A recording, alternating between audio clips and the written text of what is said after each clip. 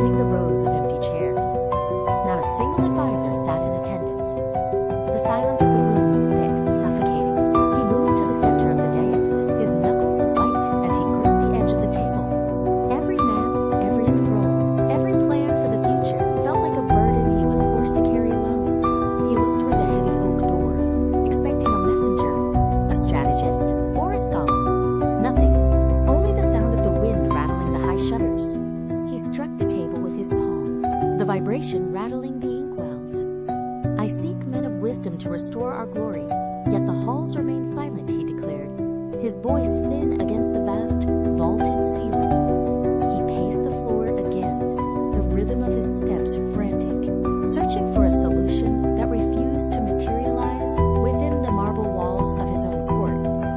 Ngoy stepped from the shadows of the pillars, his movement fluid and deliberate.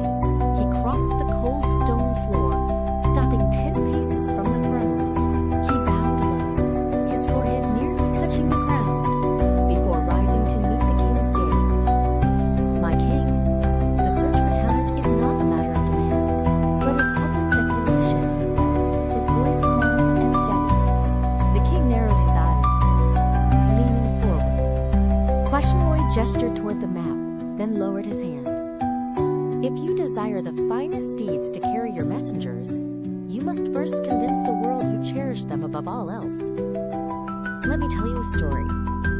The king remained motionless, his hands still resting on the parchment. Ngoy began to speak, his voice painting a picture of a distant, forgotten kingdom. In that land, a monarch once posted a reward of 1,000 gold pieces for a legendary horse. It was an impossible price, a sum that turned heads in every marketplace. For a full year, messengers and scouts scoured the mountains and the plains, returning with empty hands. The king of Yan watched his advisor, the tension in his shoulders beginning to thaw. As the tale took hold of the room, the tale deepened. In the distant kingdom, the year of searching reached its end. The palace gates groaned open as a solitary scout rode in, his horse lathered in sweat and dust. He did not lead a magnificent stallion behind him. Instead, he carried a heavy sack. He climbed the steps to the dais and dropped the bag. It hit the floor with a dry, hollow clatter. The scout reached in and pulled out a pile of bleached bones, the remnants of a horse long dead. He spread them across the polished tiles. A collective gasp rippled through the gathered court. Nobles leaned forward, their faces twisted in disbelief. Some whispered, others stared at the brittle, sun-stained remains.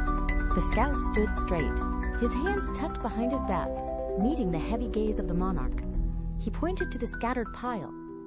I have fulfilled the decree, my king, the scout announced, his voice ringing against the marble walls.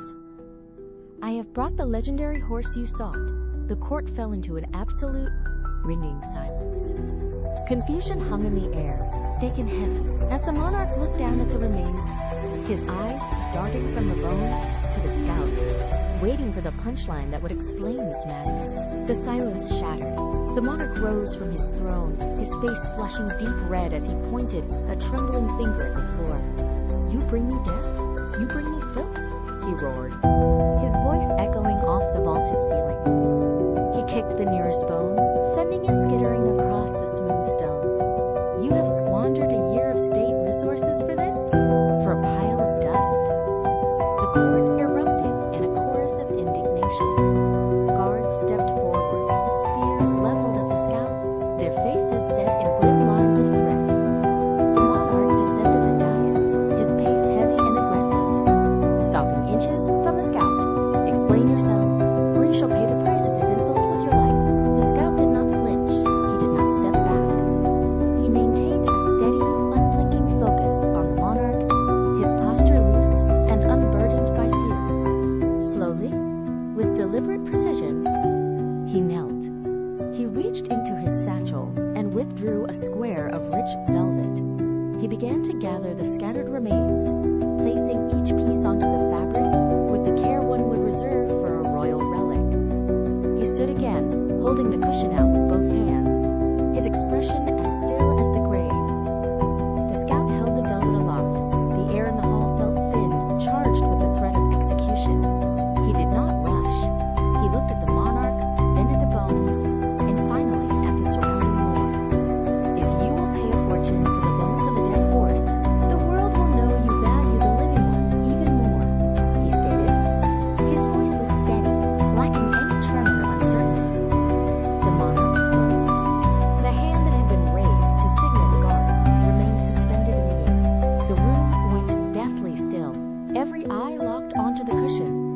logic was simple, yet it hit the monarch with the weight of a physical blow. He looked at the remains, then back at the scout. His breathing slowed. The flush of anger drained from his face, replaced by a sudden, intense clarity. He looked at the throne, then back to the scout, his jaw slackening as the weight of the insight settled. He had sought a symbol to broadcast his intent, and he had found it in the most unexpected of places. The guards lowered their spears. The monarch reached out, his fingers grazing the velvet, and he finally understood. The anger was gone, extinguished by the cold, hard brilliance of the scout's strategy. The news traveled faster than the fastest courier. It leaped over mountains and crossed rivers, carrying the tale of a monarch who paid a king's ransom for mere bones to honor a dream. The effect was immediate. Within weeks, the palace gates groaned under the weight of new arrivals. Merchants from the northern steppes and breeders from the coastal plains appeared, leading stallions with coats like polished silk and eyes full of fire. They arrived in droves, eager to serve a ruler who demonstrated such profound commitment. The stables filled, then overflowed, until the entire capital echoed with the sound of hooves on stone. The strategy had succeeded beyond all measure. The scene flickered and dissolved, the ancient kingdom fading like mist. Back in the present, the grand hall of Yan returned. The map remained on the table, but the atmosphere had shifted. Kwach Ngoy stepped forward, his gaze locking directly with the king of Yan. He did not blink. He spoke with the weight of that ancient lesson. Talent is no different, my king. If you show such deep, visible respect to those already at your side, the world's greatest minds will have no choice but to flock to your service. The hall went silent. The king stood motionless, his hands gripping the edge of the map table until his knuckles turned white. He looked at the empty council seats, then back at Kwach Ngoy. The air grew heavy, thick, with the expectation of a command, but no order came. Instead, the king turned away from the map. He stepped down from the dais, his boots hitting the cold stone floor with an echoing thud that made the surrounding courtiers flinch. He walked directly toward Kwach Ngoy.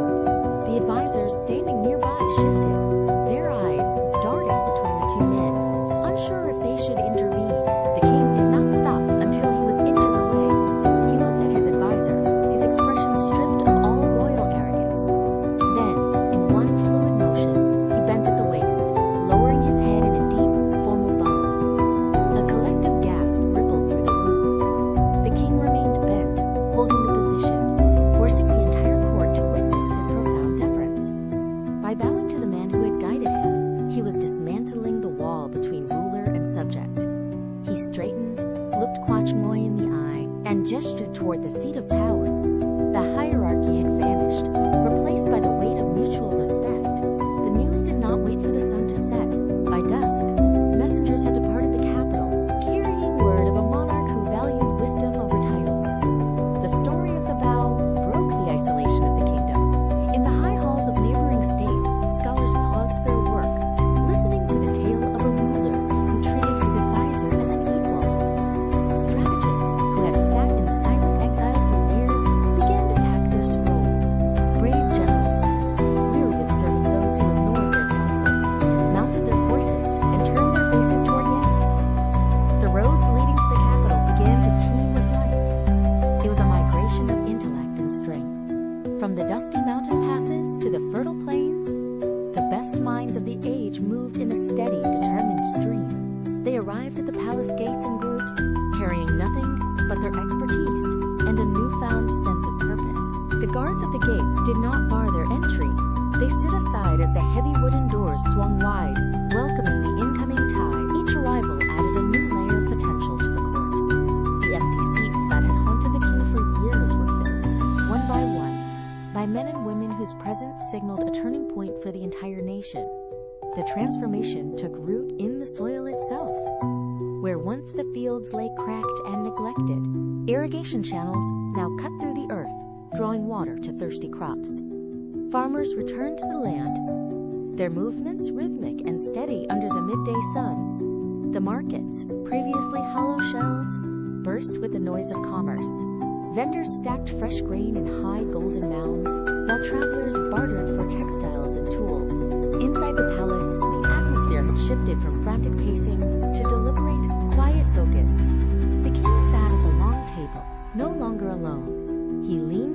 massive map, his finger tracing lines that were not for marching armies, but for trade routes and infrastructure. Beside him, the new council members pointed to the borders, debating the placement of granaries and the repair of mountain roads. They moved with a shared language of progress. The king listened, nodding, his gaze moving from the parchment to the window where the smoke of industry rose peacefully from the city chimneys. The kingdom was no longer a place of silence and isolation. It had become a machine of collective effort, humming with the promise of a long, stable future. They were no longer fighting for survival. They were building a legacy. Morning light began to bleed over the horizon, catching the gold-leaf tiles of the palace roof and turning the city below into a sea of shimmering glass. Quachenroy stepped onto the balcony, his hands resting on the cold stone railing. He looked down at the bustling streets, where the first carts of the day were already moving toward the gates. He breathed in the air, crisp and clear, and spoke to the empty space before him. Sincerity is the bridge that brings excellence to your door. The words were soft, barely audible over the distant hum of the awakening capital. Footsteps echoed behind him. The king emerged from the shadows of the council chamber, moving with a steady, unhurried gait. He stopped beside his advisor, his gaze fixed on the same brightening horizon. They stood in silence, two men bound by a mutual vow to honor the potential of their people. The sun crested the palace walls, washing the entire terrace in warmth. The king placed a hand on the stone ledge, mirroring the posture of the man who had guided him back to purpose. There were no commands given, no grand speeches delivered. There was only the quiet, unshakable weight of their unity. The era of uncertainty had ended. A new foundation had been laid, built not on the strength of a throne, but on the enduring power of genuine respect.